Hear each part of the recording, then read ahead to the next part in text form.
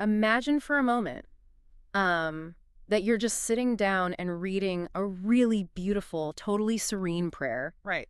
Like the text is talking about planting this peaceful garden of truth and, lighting the fires of hope. The imagery is just incredibly Oh, tranquil. absolutely. Very calming. Right. But then in the very next breath, before you can even process that piece, you are basically handed a battle axe. Yeah, quite the shift. It's a huge sheet. The text just looks you dead in the eye and tells you that you are a conscripted soldier in this massive 6,000-year-old cosmic war, Yeah. and retreat. Physically impossible. It really gives you rhetorical whiplash. Exactly. Whiplash is the perfect word for it. That is the extreme, almost disorienting vibe of the document we're exploring today. So, welcome to The Deep Dive. I'm so thrilled you're joining us for this, because today's mission takes us into the heart of a very short but just fiercely concentrated historical text from 1956. Yeah, 1956, right. Yes. We are examining excerpts from a speech and prayer titled, "Please Let Us Become the Elite Troops of Heaven," which was delivered by Reverend Sun Myung Moon. And it is just a remarkable piece of, well, textual architecture, really. Because, when we normally analyze historical documents in the 1950s, we're usually looking at, cold policy memos or dry geopolitical treaties. Oh, definitely. Lots of bureaucracy. Right. But this is something entirely different. This is a text that is actively attempting to rewire the psychology of its audience in real time. Well, and I want to pause right here just to make our role explicitly clear to you, our listener. As your guides through this source material today, we are maintaining a strictly neutral, impartial stance. Exactly. 100%. We are not here to take sides. We're not endorsing or, validating any of the religious, political, or theological viewpoints contained in this text. Instead, we want you to think of us purely as rhetorical detectives. I love that. Rhetorical detectives. Right. Our mission is just to impartially unpack the powerful imagery, the psychological mechanisms, and those thematic shifts that make this piece of source material so mechanically fascinating to study. Yeah, we're basically looking under the hood of the language. We want to understand how a text like this generates such intense momentum and how it navigates the complex human emotions of its audience to achieve its goals. And it generates that momentum astonishingly fast. I mean, within just a few short paragraphs, this text escalates from the most intimate, personal, spiritual vulnerabilities straight into a literal cosmic war. So, okay, let's unpack this. Well, to understand the war, we first have to look at the manufacturing process of the soldiers themselves. Okay, the manufacturing process. Right. How does this document claim these, quote, troops are actually forged?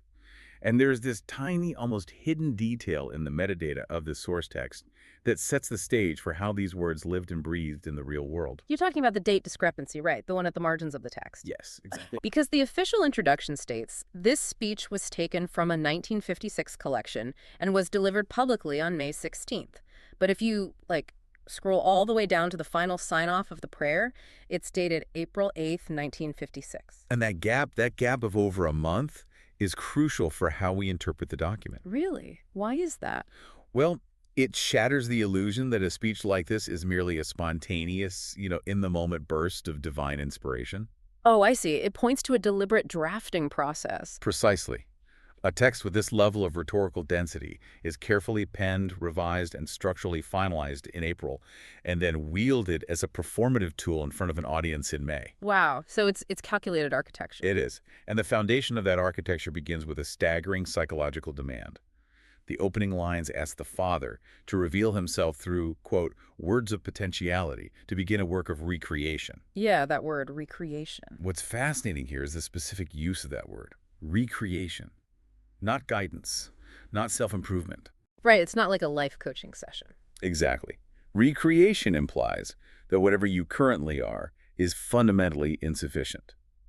The text demands a complete dismantling of the individual before any new construction can even begin. See, that phrase, words of potentiality, is what really caught my attention there.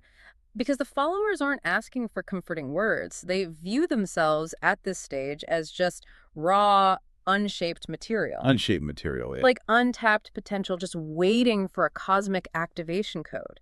To use an analogy, it's like a cracked clay pot looking up at the potter and saying, hey, don't just patch the crack on my handle, smash me to dust, add some water, and start entirely from scratch. That's a great way to put it. They're earnestly desiring to be remolded entirely. But I have to push back here a little. How does a speaker convince an audience to accept their own total demolition?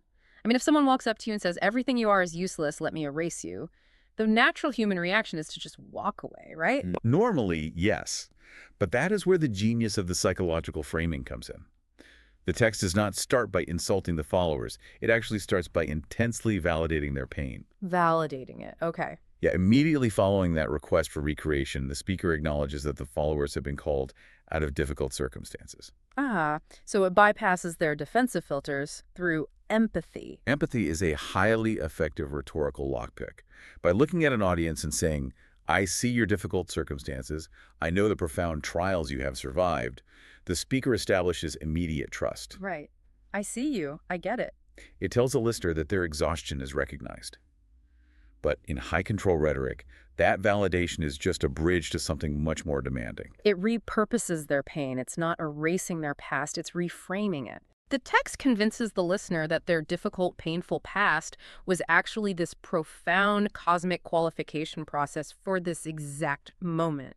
Like, your daily exhaustion isn't just bad luck anymore. It is the vital fuel required for your own psychological overhaul. The text says they will now pass over the peak of our difficulties. And once that demolition is complete, Right. once the exhausted, cracked pot is smashed and cleared away, you are left with an empty vessel. Right.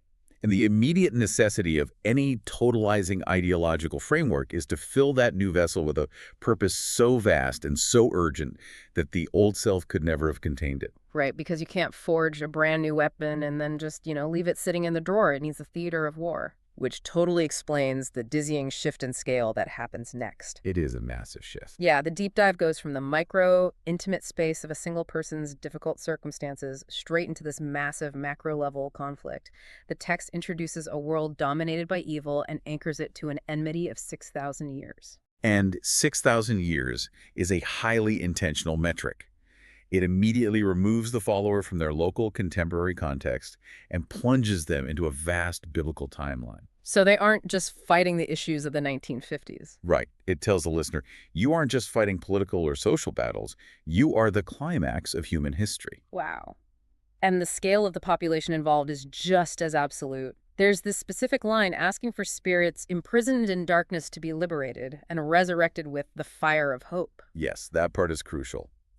So what does this all mean for the scale of this mission? Like, we are not just talking about the living followers in the room. The text is drafting the dead into this conflict as well. It is. It creates a closed loop of ultimate responsibility. The text argues that a new history must begin, and it must be firmly centered on heaven. If it fails to set that standard in heaven, it fails as the standard for the entire whole. So there's no room for, like, a fractured or localized victory. None at all. The psychological weight placed on the follower is staggering. They are individually responsible for overturning 6 millennia of cosmic enmity and liberating the spirits of the past. I mean, just think about the mechanism of control that creates. It traps the follower in a cosmic debt they can literally never fully repay. Exactly. Because if you believe that thousands of years of imprisoned spirits are relying on your specific actions today to be liberated, you can never take a day off. You can't just wake up and say, I'm feeling a little burnt out today, I think I'll skip the mission. Yeah, the stakes are far too absolute for a day off. But conversely, it also provides this overwhelming, almost intoxicating sense of importance. A person who felt small, battered, and insignificant yesterday is suddenly the indispensable linchpin of universal salvation. And providing that level of transcendent purpose is the ultimate hook. When your mundane daily life is framed as the turning point for a 6,000-year cosmic struggle, your personal anxieties simply disappear into the shadow of the mission. They don't even matter anymore. Right. But carrying that kind of historical weight requires a radical shift in identity. The followers can no longer be passive believers. And this brings us to the core identity that gives this document its title. To achieve this cosmic new history, the language abruptly shifts. All that beautiful, serene imagery of brightening a garden of truth is just violently fused with a literal war footing. Yes. The followers are called to be established as the elite troops of heaven of the new age. It is such a deliberate, jarring pairing of creation and destruction. The stated goal is to return glory by building a new garden, yet the demanded action is to charge at Satan and break down the walls of the battle. It's a fascinating paradox. Like I joked earlier about bringing a battle axe to a landscaping job. But Taking that a step further, it's more than just a funny juxtaposition. It is a brilliant example of ideological fusion. How so? Well, it's telling these newly forged troops that the violence of their battle is functionally inseparable from the peace of the garden.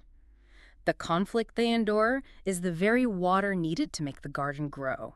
It merges the roles of the gardener and the soldier into one unbreakable identity. That is spot on. That fusion serves to justify what the text explicitly calls the difficult way. And it sets up what might be the most psychologically complex and revealing line in the entire document. Oh. We have entered upon a path from which we cannot turn back, even if we want to. The ultimate burning the ships rhetoric. Exactly. If we connect this to the bigger picture, it's like the old military tactic where a commander lands on a hostile shore and immediately burns his own fleet.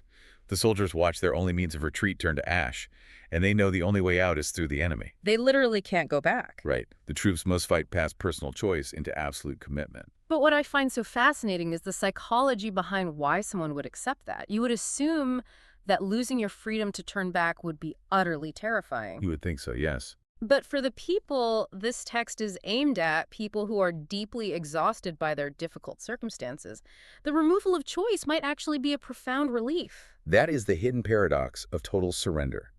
The burden of individual agency is incredibly heavy.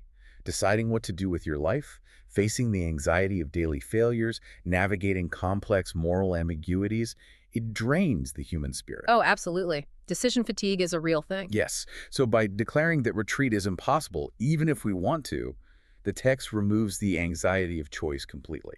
It perfectly aligns with the phrasing the text uses next. It says they must fight with independent courage toward a unilateral goal. That combination is so telling. Independent courage for unilateral goal. Right. You are required to dig deep within yourself to provide the fuel, the fervor, the bravery. That's your independent courage. But you do not have to carry the burden of steering the ship. The goal is unilateral. It's one-sided, absolute, and handed down from above. You surrender the steering wheel, and in return, you're freed from the terror of making the wrong choice. The path is set. You just have to march. However, marching endlessly with maximum fervor will eventually break even the most devoted elite troops. Yeah, people aren't machines. Right. The rhetorical architecture of this document intimately understands the limits of human endurance. It knows it cannot simply demand eternal, unrelenting battle without a release valve. So it provides a highly structured, psychological roadmap for how this grand struggle will eventually conclude. It paces the followers' expectations, right, through the imagery of the four altars. This isn't just some vague promise of, like, we will win eventually. It's a very specific progression of spiritual states. Right. How does the text walk the listener through these milestones? Well, the journey begins exactly where the follower currently stands, at the altar of the remaining struggle. Okay, the remaining struggle. Yes, this represents their current, grueling reality of holy war. The mandate is to exert their independent courage to transform that struggle into the altar of victory. So the battle is won, the enemy is defeated, but victory isn't the end point, which is where the mechanism of this rhetoric shows its true sophistication. Precisely. The text states that the altar of victory must then be transformed into the altar of rest. Rest. By inserting rest before the final reward, the text is making a profound concession to human exhaustion. It really is. It doesn't demand a jump straight from a bloody victory to eternal shining glory. It sort of whispers to the follower, look, I know you are deeply tired. I know the difficult way has drained you. But if you push through and secure the victory, there is a designated, divinely sanctioned moment where you will finally be allowed to put your weapons down and just breathe. It manages burnout by validating the need for recovery.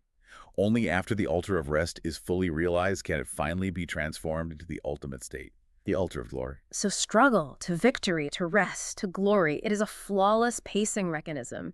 It breaks an impossible 6,000-year war into digestible psychological milestones. And that progression culminates in a final, vivid, visual symbol that the text asks guidance to set up. They want to raise the white flag of the joyful victory in front of this people and all humankind. Now, here's where it gets really interesting. The subversion of that specific symbol is completely masterful. Because, I mean, think about it. Oh, the semiotics are wild here. Right. Across almost every culture on Earth, a white flag is universal. It is the ultimate symbol of capitulation. Right. Surrender, defeat. Exactly. A plea for mercy. It says, we are broken, please stop fighting.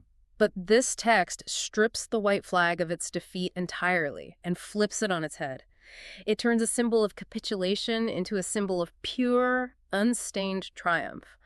The white flag of joyful victory. It's completely redefining the imagery. It really is. It's as if the text is arguing that their impending victory will be so absolute, so thoroughly cleansing, that it washes the blood and the mud off the traditional banners of war. It redefines the very visual language of conflict to suit its own unilateral goal. Achieving that unstained victory, however, requires a specific mechanical equation.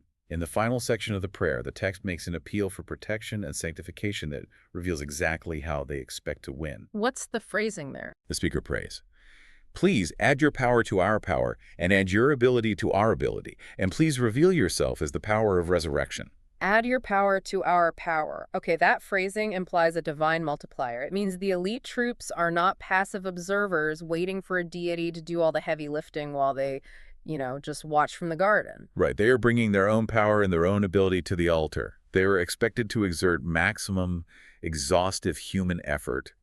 But the text acknowledges that human effort alone cannot overturn 6,000 years of cosmic enmity. They need a boost. Exactly. They are relying on that divine addition to achieve the final impossible leap from human struggle to cosmic resurrection. So they provide the raw material, the fervor, and the independent courage. Heaven provides the divine multiplier and the standard of history. But notice how that creates this brilliant closed-loop system of accountability. How so? Well, if the white flag of joyful victory hasn't arrived yet, it simply means the troops haven't provided enough of their own power and ability to trigger the divine addition. It ensures that the followers can never stop fighting, never stop exerting effort, because the catalyst for final victory rests partially on their own shoulders. It's an airtight rhetorical structure. It guarantees perpetual motion from its followers while constantly promising ultimate cosmic relief. When you step back and view the entire machinery of this single document, it's just an astonishing piece of engineering. It really is. I mean, we started with an individual feeling broken and exhausted by the difficult circumstances of their daily life. Through words of potentiality, they are systematically dismantled and completely recreated. That new empty vessel is immediately filled with a 6,000-year-old cosmic enemy. They're drafted as the elite troops of heaven. Right. Stripped of their ability to retreat, given a unilateral goal.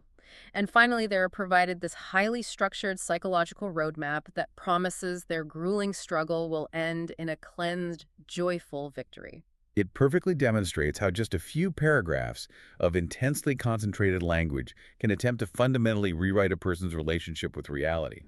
And for you, listening to this deep dive, I think there is a profound universal takeaway here that extends far beyond this specific 1956 document. Oh, absolutely.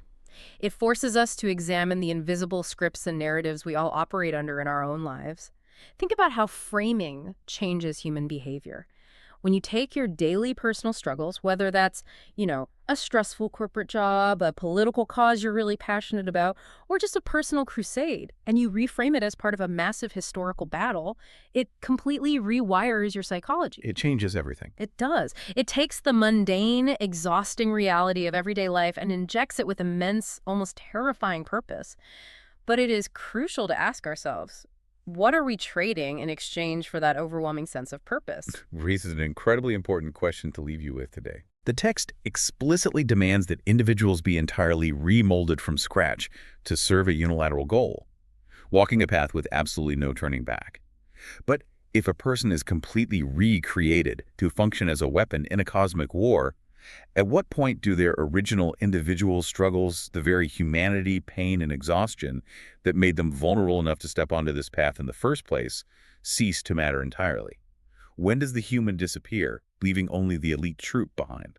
Wow, that is a deeply unsettling yet incredibly vital thought to mull over. You start reading a text expecting the dry precision of a historical blueprint, and you end up staring directly at the architecture of total surrender, wondering if the person who started reading the text even exists by the end of it. Take some time to explore that idea, and watch for that kind of rhetorical framing in the narratives around you today. Thank you so much for joining us as we unpacked this powerful piece of source material. Keep analyzing the rhetoric around you, question the framing, and we will see you next time. Until the next deep dive, stay curious and take care.